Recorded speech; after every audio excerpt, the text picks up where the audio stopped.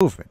Here is where we find ourselves when Viktor Shokin inherits the Burisma Holdings case in early 2015, which was started by the now exiled Sanka. This time, however, the two owners of John Kerry's stepson's private equity firm, Rosemont Seneca Partners, Devin Archer and Hunter Biden, have since joined the board of Burisma Holdings.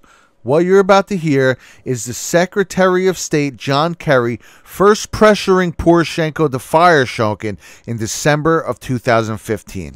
Listen. But before Vice President Biden comes, I just wanted to try to urge you to see if there's a way to get by this problem of replacing the Prosecutor General, Shokin, because from our perception, he's blocked the cleanup of the Prosecutor General's office, and I know the Vice President is very concerned about it, and I think it'd be good to try to have some resolution of that before the Vice President comes, if it's possible. Now, all of us should understand that the Prosecutor General office has no any opportunity under the law to make any cases against corruption, because it immediately goes already from the 1st of December, the day before yesterday, to the new Anti-Corruption Bureau and the new Anti-Corruption Prosecutor Office. And I was very proud that Jean-Claude Juncker, Angela Merkel, François Hollande, and everybody welcomed it as a very strong position of Anti-Corruption Prosecutor and General Prosecutor Office. For the prosecutor position and for Inspector General, I am also proud that exactly as we agreed with your Minister of Justice guy and your embassy, the Office of Inspector General is already established. It is coordinated not by General Prosecutor but the Deputy of General Prosecutor, Mr. Sakvarilidze, exactly as we agreed with the Vice President and with the Ambassador. For the other continuation with the Prosecutor General Shokin and other things, I think I will speak with the Vice President Biden, and I doubt that it would be theoretically even possible to make any decision without any arguments before. Vice President's going to take up with you, and we'll have a more detailed discussion about it. Thank you. Thank you, John. Okay, so Kerry tries to make up some BS that Shokin isn't cleaning up the prosecutor role and should be removed, and Poroshenko essentially shoots him down and says that that's a different field anyway now, but says that he's going to wait for Biden.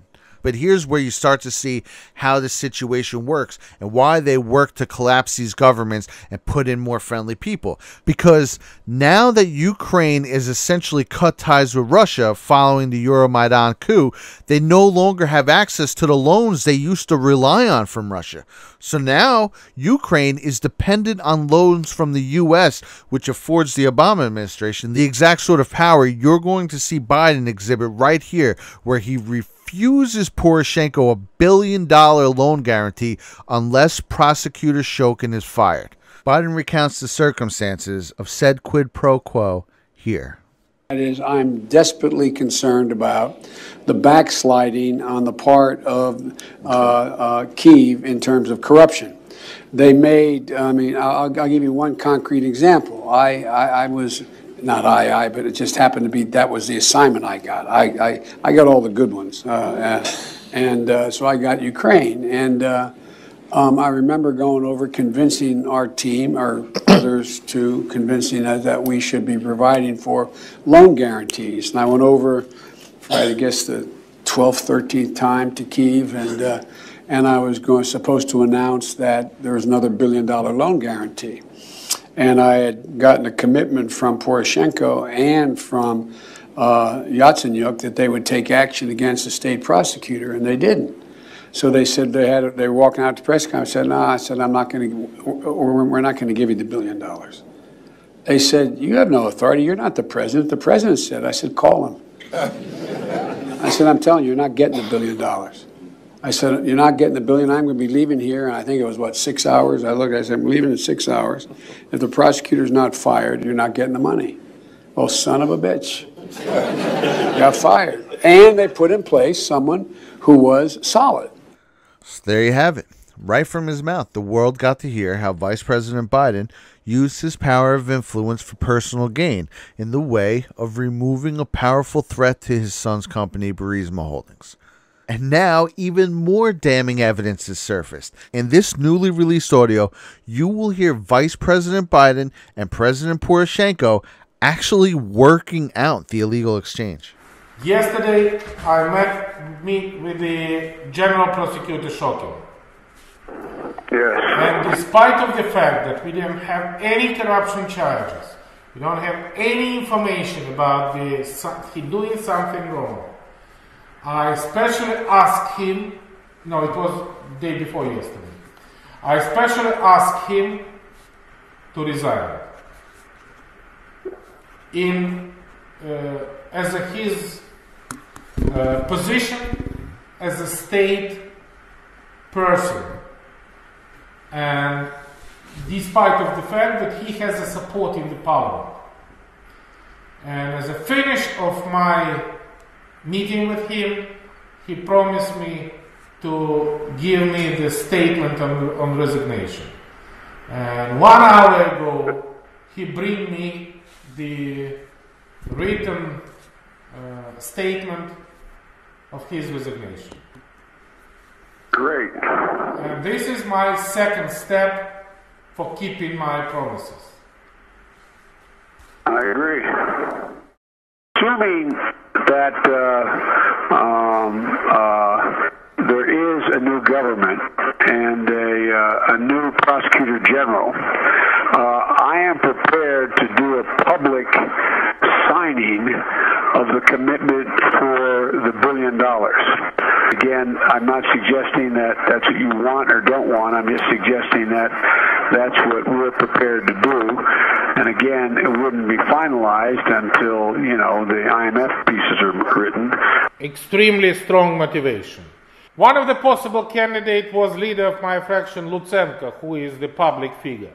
If you think that the political motivated figure would be not very good from your point of view, I recall this proposal. I do not propose, because nobody knows that I want to propose Lutsenko.